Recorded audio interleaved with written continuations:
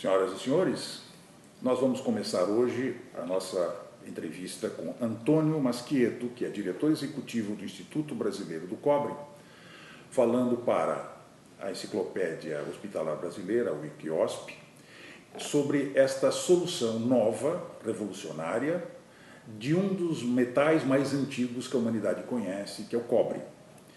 Nós sabemos que, em saúde, o cobre é metal nobre. O cobre vem revolucionar o combate à infecção hospitalar. É uma solução moderna e revolucionária, porque nós estamos descobrindo, cada vez mais, que não podemos vencer a infecção hospitalar apenas confiando nos antibióticos. Nós precisamos usar todas as armas nesse processo para conquistarmos uma vitória que realmente define a sobrevida de milhares, milhões de pessoas todos os anos. Então, é com muita satisfação que nós vamos dar as boas-vindas a Antônio Masquieto, que é diretor executivo do Instituto Brasileiro do Cobre. Por favor. Tudo bom. Como você comentou no preâmbulo inicial, o cobre há anos ele já é utilizado para combate às infecções desde a época dos egípcios, dos gregos, onde você colocava uma pastilhinha de cobre para você deixar a água mais potável, ou você colocava na pele para evitar feridas. Então, isso já ocorria há anos.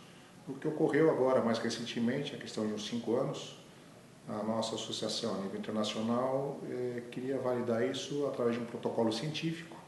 Então foi solicitado à Agência Americana de Meio Ambiente, a EPA, que é equivalente no Brasil à Anvisa, que desenhasse um protocolo e que pudesse validar essas experiências. Isso foi feito e em fevereiro de 2008, a EPA emitiu um documento declarando que o cobre é o único metal do mundo, né, que tem essas características bactericidas, que mata vírus e bactérias. Antônio, como é que você sabe que o cobre é realmente bactericida? Sabe, o que se tratou esse estudo da EPA? Eram 3 fases, uma primeira fase a nível laboratório, onde foram pegas mais de 3.000 amostras de corpos de prova de cobres e ligas de cobre, usando como padrão comparativo o aço inoxidável, que é o produto hoje que se usa normalmente no mobiliário hospitalar, onde você inoculou essas amostras com várias bactérias, entre elas a marsa, que é uma das mais resistentes hoje em dia nos ambientes hospitalares, e comprovou-se que depois de 90 minutos você matava esses 30 milhões de bactérias que você inoculava, chegava a zero.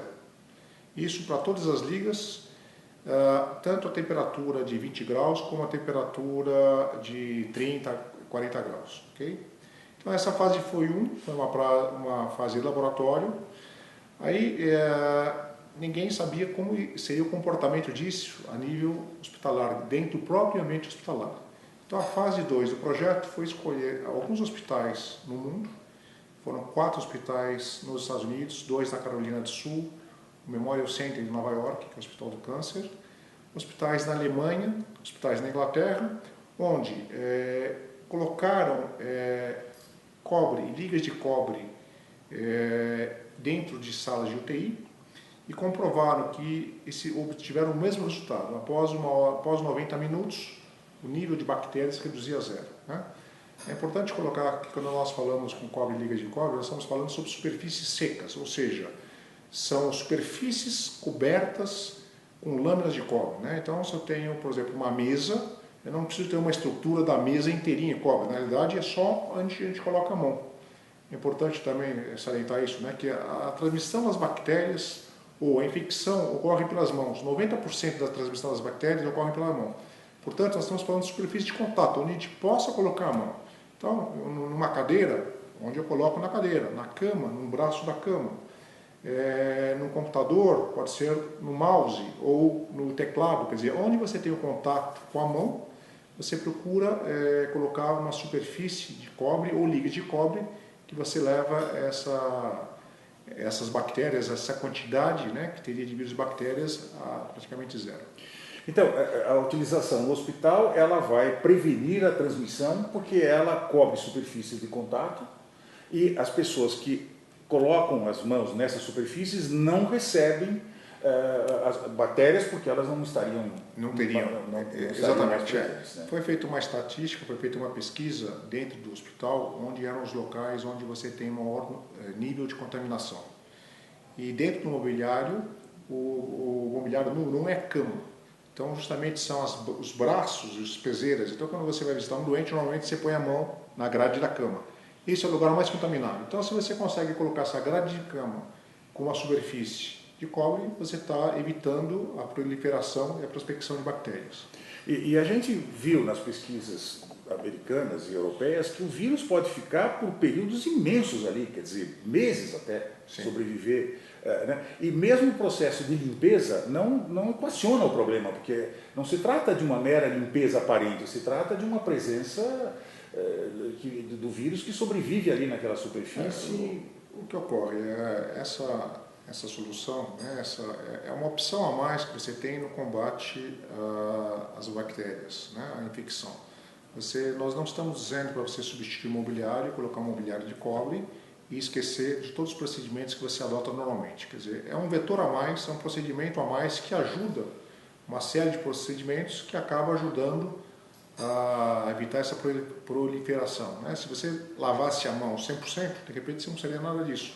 Só que a gente sabe que tem algumas falhas de processo. Então, havendo alguma falha ou havendo algum impedimento de limpeza, estaria lá uma superfície com capacidade de minimizar ou diminuir o número de bactérias. Bom, a gente sabe que essa contaminação pelas mãos é um problema sério, até o ponto que a Organização Mundial de Saúde usou o tema lavar as mãos como o tema mundial de promoção de saúde há 2 anos atrás, né? Quer dizer, a gente sabe que efetivamente o contato é um problema sério e a gente, por mais que cerque todos os passos, a gente sempre está sujeito a algum problema que aconteça nessa cadeia, né? E o cobre ele vai nos ajudar na medida em que ele impede que essa cadeia tenha continuidade, quer dizer, um vírus que seja depositado ali ou uma bactéria que seja depositada sobretudo, no caso da infecção hospitalar, uma bactéria que entra em contato com aquela superfície, ela tende num processo muito rapidamente a ser eliminada e não contaminar, não continuar a cadeia de contaminação, não é isso?